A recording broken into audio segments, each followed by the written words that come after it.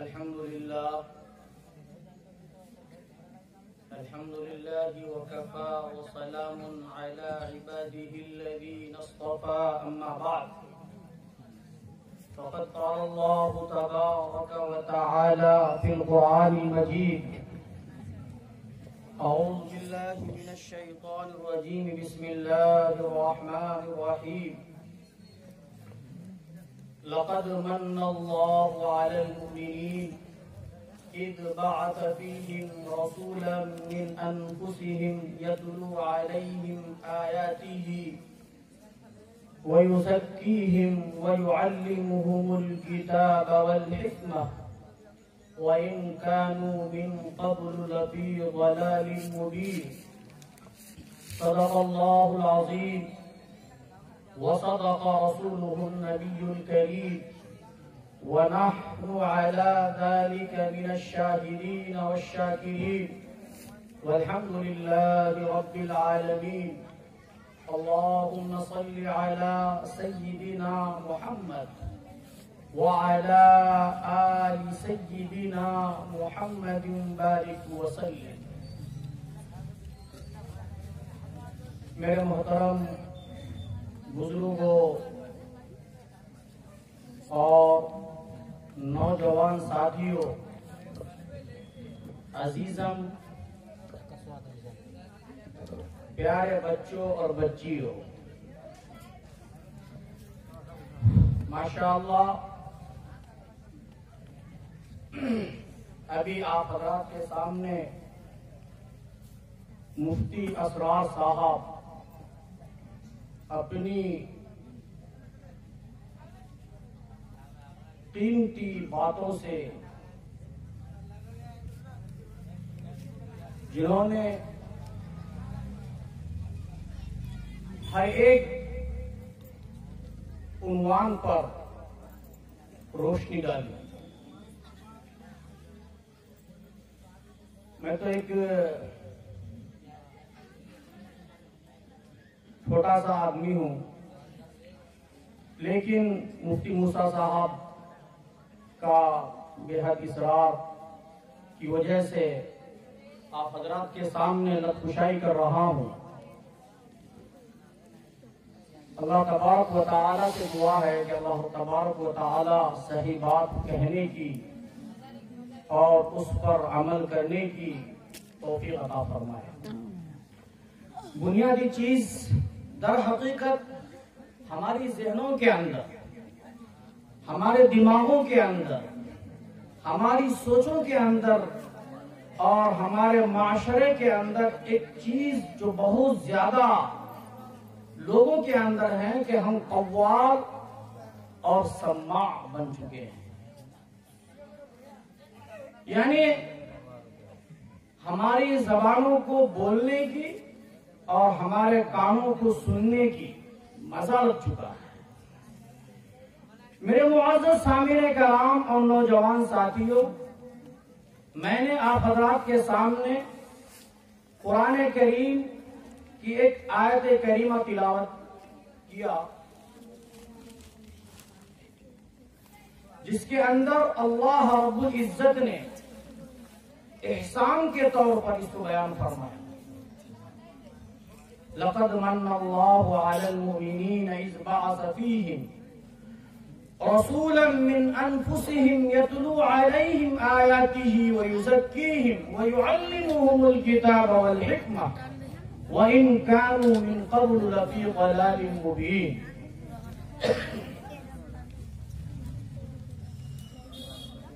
और कुरान मजीद के अंदर अल्लाह तबारक व तआला ने एक सिफात बयान फरमाया, अल्हम्दुलिल्लाहि रब्बिल आलमीन। एक लफ्ज रब, तमाम तारीफें उस अल्लाह के लिए है जो आलमीन का रब है। रब पालने वाला, जानवरों को पालने वाला, इंसानों को पालने वाला, पूरी कायनात को पालने वाला, लेकिन तमाम के लिए अल्लाह रब्बुल इज्जत ने रब का लफ्ज इस्तेमाल फरमाया।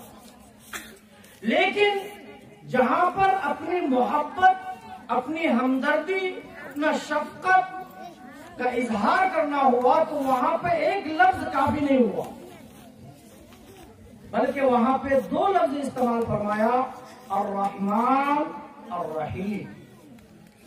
मुफस्सिरीन कुरान अपने अपने अंदाज में इसके अलग अलग माने करते हैं। ये खास है, ये आम है, ये दुनिया के लिए है, ये आखिरत के लिए है, ये मोमिनीन के साथ खास है। बहरहाल लेकिन माना तो है रहमत के। तो मेरे मुआज़्ज़िज़ सामीन कराम और नौजवान साथियों, मैं आप हजरात के सामने जो बातें रखना चाहता हूँ और जो बातें समझाना चाहता हूँ, अल्लाह करे कि मैं वो बात आप हजरात को समझा सकूं। पूरे कुरान मजीद के अंदर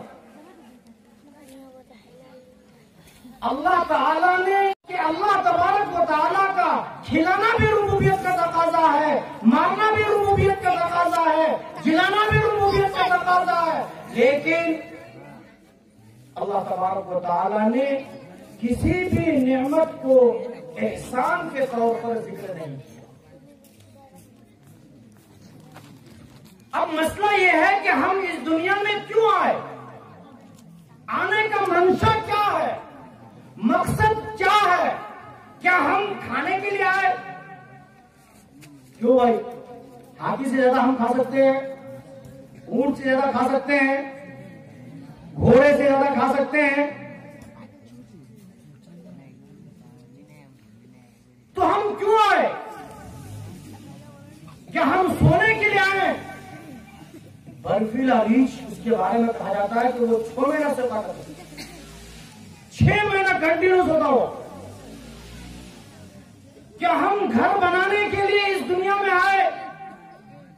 आप जंगलों में निकल जाइए, पहाड़ों में निकल जाइए, देखिए वहां के जंगलों को, परिंदों को, कैसी कैसी घर, कैसी कैसी आलीशान डिजाइनर घर महल तैयार करते, चोंच के जरिए से। न किसी इंजीनियरिंग कॉलेज के अंदर उसने डिग्री किया, न किसी यूनिवर्सिटी के अंदर उसने तालीम हासिल की, लेकिन उसके बावजूद, बल्कि आपको हैरत होगी, चूंकि जिसका तज़किरा अल्लाह तबारक व तआला ने सूरतुन नम्ल के अंदर किया है, हत्ता इज़ा अतौ अला वादिन नम्ल क़ालत नम्लतुन या अय्युहन नम्लु उदखुलू फी मसाकिनिकुम। चूंकि जमीन से 8-10 मीटर की गहराई के अंदर ऐसी ऐसी कॉलोनी, ऐसी ऐसी बस्तियां और ऐसे ऐसे महल तैयार करते हैं, उसके अंदर हर रूम भी होता है, उसके अंदर जो है मीटिंग का रूम भी होता है, उसके अंदर तमाम चीजें, और 8-10 मीटर जमीन के गहराई के अंदर चूंकि अपनी पूरी एक हुकूमत तैयार करती है, एक कॉलोनी तैयार करती है, ताकि बारिश के जमाने में वहां तक पानी की नमी ना पहुंच सके। चूंकि के अंदर इतनी सलाहियत किसमें?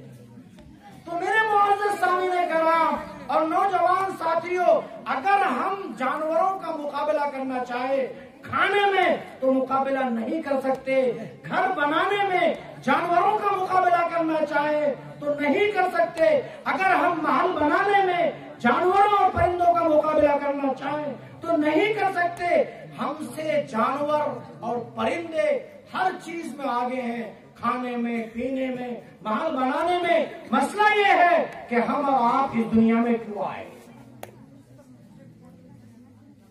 फिर मकसद क्या है? अगर आप अपनी जिंदगी से अल्लाह की बंदगी, रसूलुल्लाह सल्लल्लाहु अलैहि वसल्लम की फर्माबरदारी निकाल दें तो इस दुनिया में हमसे और आपसे ज्यादा बेवकूफ कोई नहीं है।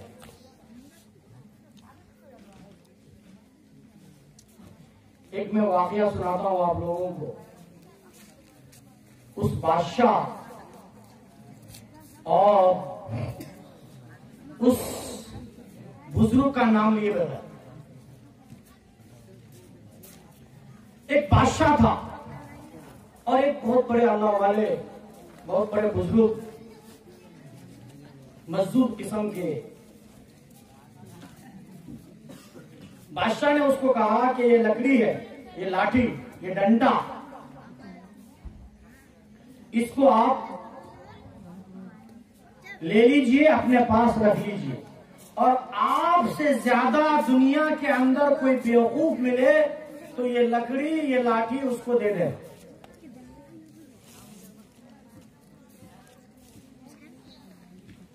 बादशाह मजाक के अंदर उनसे ये बात कही और वो चले गए। कुछ अरसे के बाद उस बुजुर्ग को ये मालूम हुआ कि बादशाह सलामत बहुत बीमार है और ऐसी बीमारी कि अब वो इस दुनिया से जाने वाला है। वो आए, वो बुजुर्ग इस बादशाह के पास और आकर के हाल चाल दरियाफ्त किया और उनसे पूछा कि हजरत, हमने सुना है कि आप बहुत बीमार हैं, कहो बीमार हैं, कैसी बीमारी है? तो उन्होंने कहा कि ऐसी बीमारी है कि ऐसा लगता है कि आप जाने वाला हो। तो उस बुजुर्ग ने भोलेपन में पूछा कि हजरत कहाँ जाने वाले हैं? अरे भाई, जहां सब जाते हैं, जहां सब जाते हैं वहां जाऊंगा। तो उन्होंने पूछा, चंद सवालात किए कि आप वहां पर कितने फौजी, कितने बॉडीगार्ड और कितने खादिम भेजे हैं? कि भाई कोई फौजी, कोई बॉडीगार्ड, कोई खादिम, किसी को नहीं भेजा। कहा, बादशाह सलामत, आप जब कहीं सफर पर जाते थे तो जाने से पहले वहां खेमे लगाते थे, खादिमों को भेजते थे, वहां पे तमाम चीजों का अहवाल मालूम करते थे। आप इतने लंबे सफर पे जा रहे हैं, खादिम को नहीं भेजे हैं, वापस कब आएंगे? उन्होंने पूछा कि वहां जाने के बाद वापसी नहीं। अच्छा, वापसी नहीं है? फिर वहां के लिए आपने तोशा क्या भेजा? क्या चीज? वहां के खाने के लिए, वहां पे पीने के लिए, वहां पे अपनी जरूरियात के लिए आपने कितने चीजों का स्टॉक किया है? तो बादशाह के आंखों में आंसू आ गए, रोने लगे और कहा कि मैं तो वहां के लिए कोई तैयारी नहीं किया। तो उस मजदूर ने, उस बुजुर्ग ने वो लकड़ी जो कुछ साल पहले बादशाह ने ये कहकर दिया था कि ये लकड़ी अपने पास रख लो, तुमसे ज्यादा दुनिया में कोई बेवकूफ तुमको मिले तो ये लकड़ी उसको दे देना। उस बादशाह, उस बुजुर्ग ने उस लकड़ी को उस बादशाह के हवाले किया और उस बादशाह से कहा, मेरे नजदीक आपसे ज्यादा बेवकूफ, आपसे ज्यादा अहमक, आपसे ज्यादा नादान कोई नहीं है, इसलिए ये लकड़ी आपको मुबारक। तो मेरे मुआज़िज़ सामीन कराम और नौजवान साथियों, अब मसला ये है कि हम इस दुनिया के अंदर क्यों आए, क्या मकसद है? इस दुनिया में आने का मकसद क्या है? एक ही मकसद है, वो मकसद ये है कि हम मौत से पहले पहले अल्लाह को राजी कर ले और वो तरीका, वो सलीका बताने के लिए, सिखाने के लिए, समझाने के लिए अल्लाह तबारक व तआला ने मोहम्मद रसूलुल्लाह सल्लल्लाहु अलैहि वसल्लम को मबऊस फरमाया। अगर मैं यहाँ पे वोटिंग कराऊं और आप अल्लाह से ये कहूं कि अच्छा ये बताइए कि सबसे अच्छी जिंदगी किसकी है। जन्नत की तलब है, लेकिन जन्नत मिलेगी कैसे, कहाँ मिलेगी, और वो जन्नत मिलेगी हुजूर सल्लल्लाहु अलैहि वसल्लम के तरीके पर। इसलिए मेरे मुआज़्ज़िज़ सामईन कराम और नौजवान साथियों, हम ये इरादा करें, अज़ाइम करें कि इंशाअल्लाह हम हुजूर के तरीके पर और हुजूर के सुन्नतों पर अपनी ज़िंदगी को गुजारेंगे। अल्लाह रब्बुल इज़्ज़त से दुआ है कि अल्लाह रब्बुल इज़्ज़त मुझे भी और तमाम हज़रात को कहने सुनने से ज़्यादा अमल की तौफ़ीक़ अता फरमाए। व आखिरु दावाना अल्हम्दुलिल्लाहि रब्बिल आलमीन। शुक्रिया हज़रत मौलाना नफीस कासमी मुकीम हाल गंगौर आप लोगों से मुखातिब थे और हज़रत वाला का खिताब